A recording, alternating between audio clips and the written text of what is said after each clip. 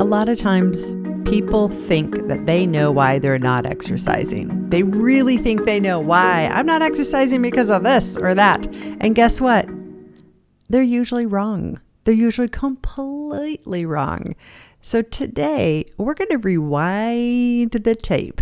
And if you even know what I mean by rewind, be kind, rewind. Yes, we're going to rewind that old tape and replay it again and help you understand why it is that you are not exercising. What you're going to hear in just a moment is episode number 2. That's right, episode number 2 of the Couch to Active podcast. This episode today is episode number 523. This is the second episode I ever produced. Still has some good nuggets in there. Still talks about why you're not exercising. So please enjoy this blast from the past. Even just the quality of the mic, like everything will change. You'll hear it. You'll hear it. It's fun. And see if it inspires you to get moving just a little more today and forever. Alrighty, enjoy. Finally, get back to a life with exercise. And this is your first step. We're going to start getting you moving. I'm Lynn Lindberg, your bad couch guru. Hey there, it's Lynn Lindberg with the Couch to Active podcast. This is going to be a good one. We are looking at the topic of my predictions of why you're not exercising. What? What does she know? How does she know what it is about why I am not exercising? I know, exactly. I probably know more than you think. But you know what? Let's just dive right in and take a look and see if my observations of what I've seen around of why people don't exercise, it resonates for you. Okay. The first reason why you're not exercising is because you think you just need more grit. You think you need more self-discipline. You think you need to just do it. And you're probably saying, yeah, that's exactly right, Lynn. What do you mean? I need to just have more grit and self-discipline. That's the problem. Now, let me back up here just a little bit because I know there is an amazing, amazing Angela Duckworth who wrote the book on grit, and she has masses of research to back it up. It's wonderful. She has a great TED Talk. If you haven't seen it, go see it. Angela Duckworth's on grit. If you have kids, buy her book, read her book. We all need grit to survive, thrive, and do well in the world. I mean, I tell you, I published the book, Couch to Active, and I've got this podcast. You don't publish a book or do a podcast without a fair amount of grit. You need it. But so much of the time, we have been conditioned and told that we have failed at exercising simply because of self-discipline. And I don't want to get into that debate of, is willpower really worthless or not? Or is there a limited amount of grit that you have in a day? I mean, even if we had some statistically relevant data around it, it doesn't really bring any meaning to you because it really depends on what works for you. So let me take that whole long monologue there and back up just a little bit and say, there are so many things that you can do to help make exercise an active lifestyle part of your life in a way that does not require you more grit and does not require more self-discipline. In fact, I've got 40 of them for you, literally 40 or 42. Things you can do to help make it so your active lifestyle becomes a natural, normal part of your life. I mean, wouldn't that be great? That's really what we want, right? We want to love our life. We don't want to go to the gym and hate our workout for an hour every day and grit it out. Like, no, I don't even want to do that. I want to live a life I love. I want to love my life And I know you do too. Well, okay, most of you. And so telling yourself to add more grit and self-discipline stuff into your life is telling you to do something you don't want to do and don't like to do. Blah. Of course, no wonder why you're not doing it, because by definition, you're asking yourself to do something you hate. So that's the first one. You need to quit telling yourself you need more self-discipline. You need to quit telling yourself you need to just grit out your exercise. You instead need to stick with me and work through how to do this in a way that makes you smile more. Seriously, it can be done. I teach people how to do it every day. It's in the book. So that's number one. Number two, the fitness industry's typical messaging is all messed up. And the good news story about this is there's a lot of movement to shift this. In fact, even most, not all, most fitness corporations, I'm really seeing a great positive shift in the right direction, but we still have a long way to go. And for example, just this last summer, I was at a big fitness convention and I was appalled at how many companies still preyed on people's insecurities and really painted a very narrow box of what fitness should look like. In fact, just walking through the convention floor and seeing it just made me literally sick to my stomach. I attended a class from a group that was supporting a new product in the fitness industry. I will leave them nameless. And no joke, I heard these words. We're doing a demo fitness class. You know, there's 100 of us in the class and there's 4 instructors on a stage. There's lights, there's music, you know, all of that. The vibe is great until the instructor says, no joke. I know, here it comes. This will fix your flat butt. Come on, girls, let's get our bikini bodies on. Like, oh, no. Did she actually say that? I can't believe it. She did. I actually heard those words. And it was a woman saying it to me, not even a man. And I was just so conflicted, like, So day 2 of the convention, another class I go to. This time, the instructors are men. And you know what? I think it's irregardless whether they're men or female instructors. It really doesn't matter. But the vibe was definitely different.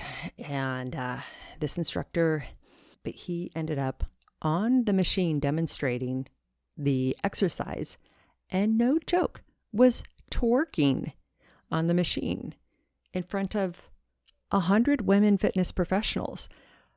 Twerking. I couldn't believe it. And it kept coming up about, you know, women and, you know, your bodies. And I was like, okay. So it was just really disheartening. So when you are thinking about why am I repelled against the fitness industry, I am right there with you that when you know at your core that you are just repelled by the fitness industry and by, especially if you're, you know, my age, in my mid 40s, which we're middle age, mid 40 people, we are middle aged. What we've been raised with to think of as fitness has not been a healthy mindset for us. And at our core, we know it's messed up. We know it's not how we want to live, but we end up in this friction of, I know I need to be in better shape, but I don't want that over there. Like, I want to stay away from that, but I know I need to stay in shape, but I don't want that over there, but I know I need to stay in the shape. Like, what do you do with that? So that's number 2 of why you are not exercising, because there's a big disconnect between what your brain thinks of as fitness and what actually can be. All right. Number 3. Before I tell you what number 3 is, I'm going to list off activities that we usually think of as exercise or fitness activities. When I list off the activity, I will pause and I want you to think of what images come to your mind when I say that activity. And I know some of you are trying to think ahead and guess, what is she doing with this? Where is she going? What's the right answer? Just play the game with me, children. Play the game. Okay. So here we go. I'll say the activity and you get the image in your mind of what that activity looks like. Ready? Yoga, kickbox, aqua aerobics, baseball, basketball, ballet, running, weightlifting, martial arts. Okay. Number 3, reason why you are not exercising is because you are held back by your stereotypes of who does what kind of exercise. That's right. That's right. Let's take weightlifting for an example. And I have to give you credit. It's not your fault. Remember the fitness industry messaging we just talked about in number 2? It absolutely plays out here. So let's just take the gym, for example, and weightlifting in the gym. When weightlifting first came about and gyms and machines to do weightlifting at, we have this really quick stereotype, right, of really muscular guys who are overbuilt. People start thinking steroids, people start thinking protein powders, and maybe some of you think about really muscular women too, competing in bodybuilding competitions. Maybe. Now, if you're sitting here saying, well, I didn't think of that. I think anybody can do weightlifting. Awesome. Good for you. You get 5 couch to active points. I will tell you what that's about later, but 5 couch to active points for you. But let's go back to the weight room. When those weights first came out, the industry who had the machines to sell to gyms and to people had to figure out who's their target audience and how they're going to market those machines. They chose men because they figured that would be the easiest market, not because weightlifting is good only for men. And they chose young men, not because older men cannot do weightlifting and not because younger or older women should or shouldn't do it. That's just who they chose to advertise to because they thought culturally that's what would be accepted. That was the cornerstone of weightlifting. And it has perpetuated through gyms so that 50, 60 plus years later, when we say weightlifting, our stereotype is to think it's for men, meatheads, steroids, bodybuilders. And it's not true at all. So let's take another example. Stereotypes, aqua aerobics. Okay, I'm going to go there. Sometimes we have a stereotype that aqua aerobics is only for old or fat or elderly. I will say it, right? Horrible stereotypes. Aqua aerobics is probably one of the best exercises you can do. In fact, on an upcoming podcast, I interviewed Stacey Alden, who is the manager of over 200 fitness classes at Pro Sports Club. And we talk about specifically the stereotypes around aqua aerobics and breaking those out. So check it out. There's some interesting stuff there. So back to why you are not exercising. Subconsciously, you've got it in your head who does what kind of exercises, and you're letting that hold you back. You're thinking, oh, I can't do yoga. That's only for like women or religious people, or I can't do running because I'm not a real runner. Like somebody might laugh at me if I run. Put that all aside. And today, start breaking out of those stereotypes. Hang with me. We're going to have a lot more on stereotypes and breaking out in the future. Okay. Number 4 reason why you are not exercising. And this one, I don't think will be a surprise to you. You're out of shape. I know. I said it. You're out of shape. And it's no surprise. And you're not happy about it. And you don't feel good about it. And guess what? I'm going to let you in on a little secret. Okay, it's not a secret at all. I hate it when people say, ooh, 5 secrets to this or that. It drives me crazy. It just sounds so slimy. Anyhow, I digress. You're out of shape. And when fitness professionals tell you, but you need to exercise, you'll feel so much better. There's all these wonderful endorphins. Guess what? When you're very first starting out and you are completely out of shape, they are wrong. It does not feel good. You don't feel better. When you're out of shape and you first start exercising, you are so injury prone. Like, yeah, I was there. I started running and I twisted my ankle. Or yeah, I just started walking and I have plantar fasciitis now. Like, I get it. I get it. When you're out of shape, getting into exercise is hard. You're more vulnerable to mental challenges around breaking through your visions of who you are as a human. You're way more susceptible to injury. You don't even have your gear together yet. You're not even quite sure what gear. So you go out, you find out you have the wrong this or that, and then it wrecks it for you. It's clunky. It's like you remember back in high school when you could do this, and now you're older and wiser and smarter, and it's like it's all gone. So embrace the fact and own the fact that yes, you are out of shape. And it is going to take time to very slowly and carefully do this injury-free. And that is the hardest piece to do, is to make that bridge from being completely sedentary to having an active lifestyle. Don't lose hope, though. We're going to get you there. Now, if you want a quick start, I know a lot of you are just really smart, fast studies. If you're saying, Lynn, I just want a quick start. I'm completely out of shape. I haven't exercised forever. Get me going. Then I'll just give you this pitch completely unashamed here. Go to Amazon.com, buy my book, Couch to Active. In the appendix, just skip the whole book. Go right to the appendix in the back. And there are a list of about 8 exercise plans.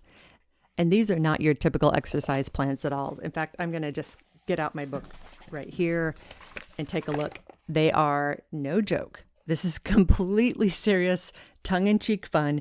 But exercise plan number 1 is titled this: I hate exercising, but my doctor is making me do this.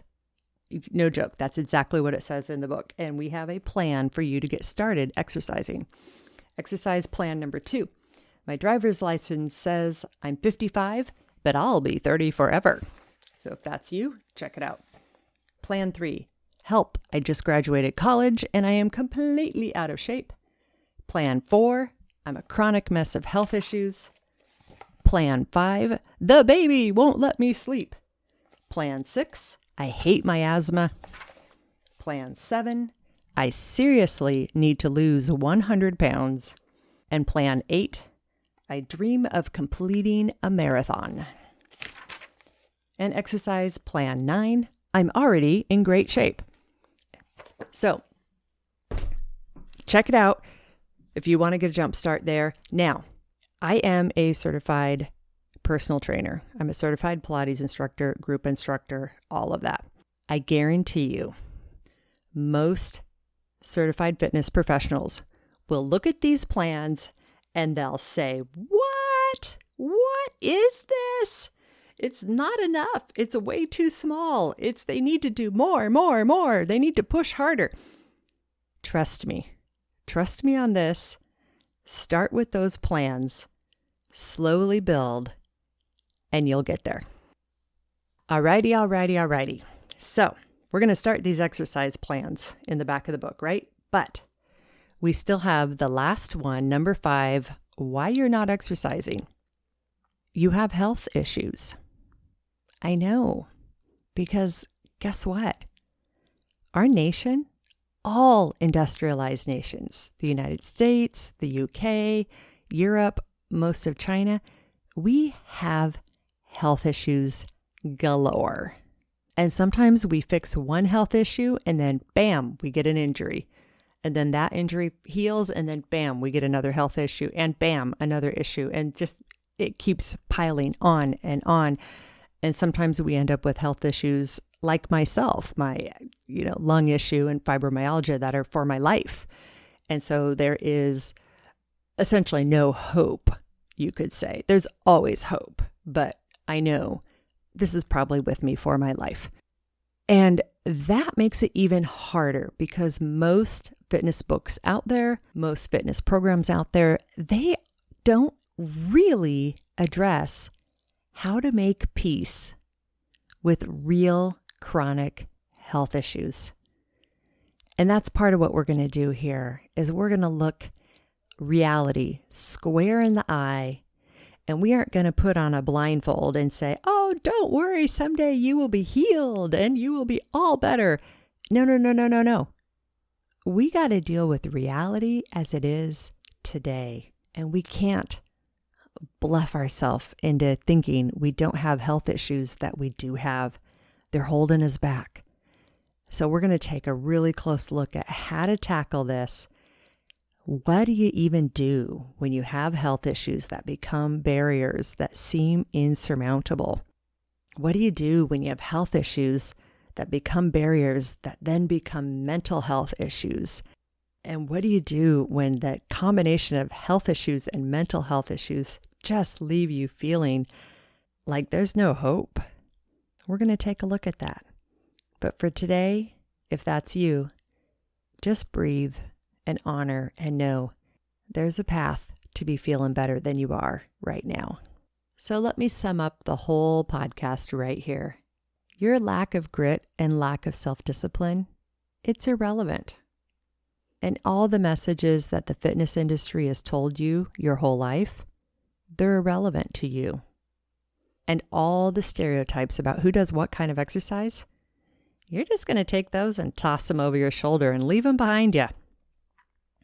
And the fact that you're just flat out of shape, you're not going to fear that anymore. You're going to take it one small step at a time. And your health issues, you're going to start honoring them. That's right.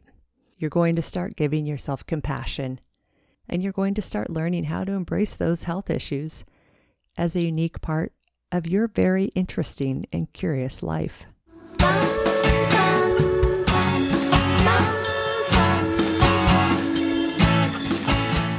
So now that we've looked at a bunch of reasons of why you're not exercising, in the upcoming podcast, we're going to start getting you moving. It's about time.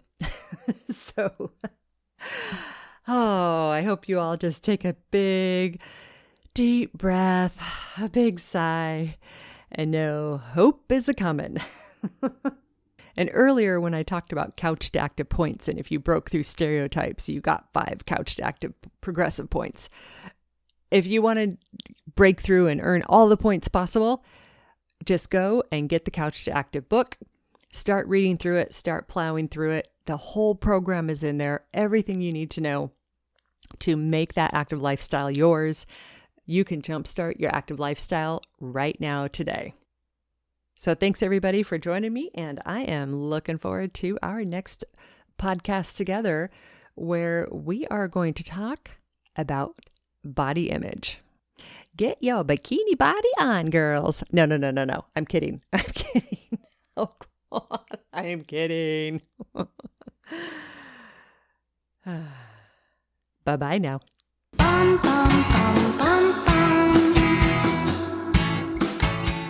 Hello. Are some of you still there? I thought so. Every now and then, at the end of my podcast, I'll have a little special message just for those of you who are hanging through all the way to the end. So today, I want to share an email address where you can contact me.